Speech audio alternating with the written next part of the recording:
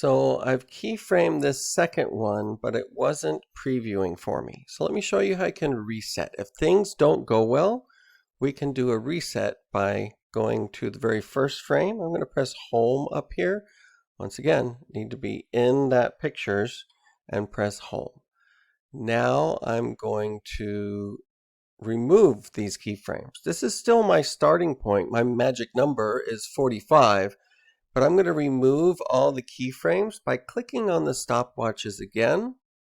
That removes them, and then reposition that initial keyframe. So this is my starting point. I'm going to press End on my keyboard to go to the very last one, and then zoom in to 100%. Maybe I don't want to get quite that close, and that's okay. As long as you have about 20% increase, there'll be enough zoom to really see it. And I'm just going to move this a little bit so that it's going right, like I'm going to go right through that tunnel right there. So let's see what that looks like.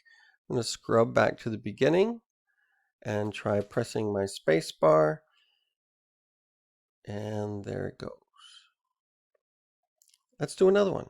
So I'm going to go up here, drag to the beginning, keyframe, position, and scale.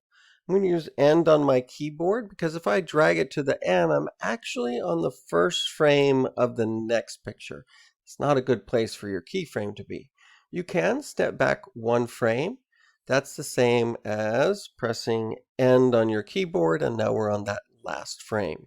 Positioning keyframes here. Now I'm going to decide how much to zoom in. Be careful doing this because you may be like, oh, I want to see that flower, and it'll go way over 100.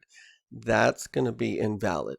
Nothing over 100%, which is why if you want maximum zoom, just type the number in. Now, this isn't the most interesting part of the picture.